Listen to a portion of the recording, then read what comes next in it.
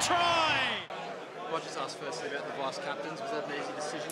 Two very senior players. Yeah, I wanted to, have guys who have got a bit more experience there at this point, and just in test matches as well, because we've got, as you can see, a relatively young squad and still a lot of single-digit cap players. So we'll get that up over this next year or so. But I think also Willie's got, I've really been happy with him since he's come back from overseas. He's got a real renewed commitment to excelling here, and I think for Bernard Foley, I think it's starting to drop for him finally that he's a senior player in this team and he needs to be setting the standards around his own, how he performs and also how the accountability he has on his teammates too. And he's starting to find his voice a little bit more. And I think it's a nice fit for the captain so that he can work with guys who have got different experiences to him as well. Did you consider naming a one forward and one back? Well, captain's a forward, so I think that there's not an issue there, and you've got we've got obviously some guys now who are stepping up, some players who are starting to step up and have a little bit more voice within the team as well. I think I mentioned it before, just around standards and accountability, and you see a few guys like, say, Adam Coleman, Alan Alatoa, who are starting as younger players who maybe in the past would have felt like they need to sit back a bit, who are starting to get more influence in that area, which means they're backing themselves too, because the hardest thing to do when you want to stand up and keep those standards is you've got to deliver them yourself every day as well. So I think that's what we're seeing more and more of, and that's why I'm looking more for out of our players. What was the hardest selection of the lot of the guys you've had to cut? I think that Carter, obviously, that's a position there where we're looking for someone to step up and claim that job. The lock partner at the moment with Coleman, I think he's been earning his spot pretty well so far, and there's the opportunity for a player there that wants to step up, and we're very clear on what we want out of that role. They're going to be competing against two of the best locks in the world in the matches coming up against New Zealand, and we've got to be up to the challenge. So that was probably the most difficult one. I think all the players, I think also for a guy like Hardwick, who was came in and contributed a lot in that first series for him in June. It was tough, but he understands where we're going with that too. And all the players who have been involved with us so far will stay under our sort of management at distance to make sure that they're ready if we have to bring them back into the squad over the next period of time. They'll be ready to go. With the locks, obviously, you brought Simmons and Douglas back into the fold, and also Isaac Rodder obviously coming in there. What are the qualities about him in particular? Yeah, mate, I've obviously seen him play at the Reds, but I haven't had any hands-on coaching with him myself, and he's a big body, obviously. I like his attitude. He's tough, and he's prepared to push himself. I've seen that in the training, and I see a good future for him. How fast that future comes will depend on how he gets stuck into the training now over these next couple of weeks, where we start to put more of the contact work together and the physicality, which is the key for the Type 5 players. And I think he's going to put up a very good challenge for the position myself. He's definitely not there as a development player or anything like that. He's there to contest for the lock position in the team. Jordan Uelese, he's so young and inexperienced. If there's an injury to Tark or more, would you risk him against the All Blacks? There's no risk. If the guy's in the squad, he's ready to play. You know what I mean? And yeah, he's going to be inexperienced for sure. But mate, I've seen in the work he's done so far, and the stuff he's done with the 20s as well. That he's eager and he's ready. Definitely, if he's given the opportunity to take it. We understand that he's not going to be perfect if that happens. So he's got, he's a zero cap player. So we understand what that brings. But at the same time, mate, you can see we're rebuilding a new. I suppose we've been doing it for the last year and a bit now. Rebuilding a new look in the team, and of which he's a player I think who's got a very, very big future ahead of him, and we want to get him involved as soon as possible. Where's Tolu at the moment? He trained with us last week, still couldn't do anything, from a contact point of view, and probably he's got a neck injury, and what we'll probably do is just leave him in Sydney, and he'll be training with one of our guys here on a bit more fitness. He's a bit behind the others from that point of view.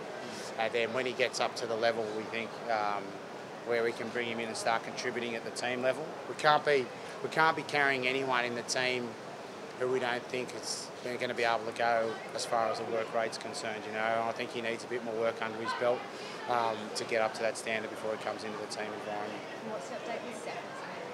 Yeah, he's probably a little bit behind where we wanted him to be. We brought him to Newcastle thinking that he would be ready to start doing his team training this week, which isn't the case. So we'll manage him in Melbourne and get his recovery, rehab right. I'd say it'd be unlikely that he'd be available for the first 2 games. That's why we didn't bring him for the camp in Cessnock. World Rugby has announced surprise that Sonny Bill has now been cleared to play in Bledisloe. Are you surprised that a trial match involving your Blacks at 2 provincial teams is counted as a game? Oh mate, it's got nothing to do with us. Like, we weren't involved in the game, and it's got nothing to do with us. And it is what it is. They'll work it out. Do you think it makes your job tougher having to play Sonny Bill in the Mate, first like game? I said, it's got nothing to do with us. You know what I mean? Whether he's in or out or whatever, that's up to them. That's their business, who they run with and who they pick and how they get them picked. So, we just get on with our stuff and prepare the best we can. What have you seen from the 2 force guys that have come into that centre spot with centre mix? Curtis and Billy? Yeah, okay. So I think all throughout the year, they've played with a lot of edge. You know, I think they've played with a lot of energy and a lot of edge. Obviously, they haven't played any footy at this level, so there's going to be a quick upskilling. But what I have seen from all the Perth players here has been a real eagerness to rip in, and a really good level of encouraging their teammates and making themselves accountable for the work they do, which is a credit to their coach, because so they've come in with a really good approach and good attitude. And I think that obviously coming into the Newcastle camp, they weren't guaranteed to be coming on the next 2 weeks, but the next week and 2 weeks, they merited that through the work they've done. They've really been very, very good. And now we'll start getting more into the footy stuff.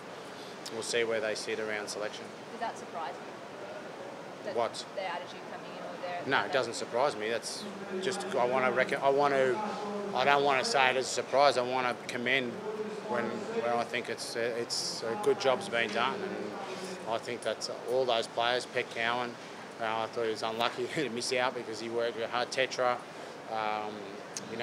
Taft, they've all been really, Richard Hardwick, they've been pushing very, very hard.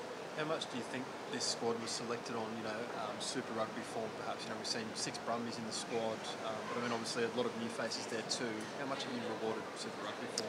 Oh, mate, we've tried to get the right... Obviously, you want to be picking everyone who's got form in Super Rugby where you can, you know what I mean? There's some selections in that squad that aren't Super Rugby form related. Like, you'd have to say Kane Douglas is not, right? That's on me wanting to push him to get something out of him that I know he's got inside of him, in that position.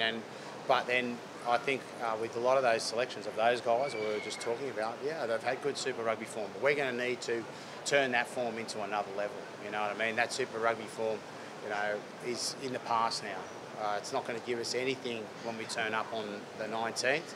We've got to set the standard that we as the Wallabies want to play at, and that those players as Wallabies will deliver on that night. 7 uncapped players in the squad there. Realistically, could we expect to see any of them in the 19th, do you think? Well, there's only 30-something in the squad, so there's a good chance that you're going to see 1 or 2 of them in there for sure if you do the math. But like I've said, and I don't know, a few times, that since 16 started, the season 16, we've started turning the list around, and I feel like that's we're in the right space with that now, right? And we've got new leadership team in. We've got still a few players to come back and join us as we go forward on the journey over the next couple of years. But at the same time, this experience that guys who started playing last year, this year they'll start to get into the double digits, into the 20s of tests, etc., get more experience, which is essential. So that any newer players we bring in over the next year or two will just fit into that environment and the standards that are set by the players who are in here right now. What's the latest with Bill's contract, finding a Super Rugby club? I don't know, does well, won't you? Mate, to be honest, I haven't really thought about it too much. His application, he was sick the Newcastle week, so we didn't want him to infect everybody else. But his attitude, the boy said he's been running hard since he got back to training up in Brisbane in the last regional camp back there in the last few days. And I suppose I'll talk to him about it when I get to Hunter Valley, because I haven't really thought about it. And just on the other side of the spectrum, I guess Campbell Magnay, what's his kind of future now? And we'll see him back in Australia? That's up to Campbell Magnay. Well, I'm not sure, you know. Like I was saying before, I think that the advice sometimes that these young fellas are getting is this whole thing about, I've got to get as much as I can out of my career now, as opposed to maybe getting some balance and making sure that, you know, the goals for not just your rugby career but your post-rugby are well and truly set, so you've got a plan. And as disappointed as I am that he's decided to do that, you know, what he does when he comes back will be up to him. There's been a bit of talk about him maybe playing in New Zealand. Like, do you think that maybe we should open the doors a bit more to have guys who are, you know, playing there? Nope. Nope. We want players playing here in our competitions. Right? There's no. I believe our competitions can be really good, but we need to start setting that tone more and more, that we want our players playing here, and in the right balance. We've obviously got some rules that allow experienced players maybe to have some time overseas, but right now we don't have any of those. Okay, and I think for young players we need to have them here. I want to see him, if he's not playing with the Wallabies, I want to see him playing in NRC, or I want to see him playing with his club right now. Like, you know, so Seth Fargassi, who's didn't make it in the squad, he'll be playing for his club this weekend. Do you know what I mean? I think Jack Dempsey, who did make the squad, is playing with his club this weekend because he wants to play. And I think that's the tone I want to set within the team, and you know, I think that's what players want as well. You know, and the more we set that tone, the more we'll show. We'll set the example that that's what we want. Is Kirby ready to go full pelt? Yeah, he'll be ready to go training next week. Sammy Kirby as well? Yes. Yeah.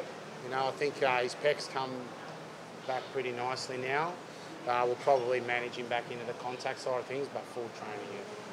So everybody in the squad, 34 men, will be ready to go? Yeah. Everyone else. The only guy that we may look at bringing over to keep treating is Jermaine Ainsley. He's not in the squad, but he's not too far away from getting back to full fitness.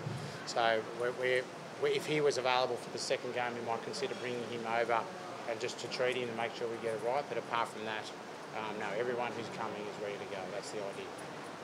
Okay? Great. Thank you. No worries. Thanks a lot. Lunch? I will. I don't think you'll have any.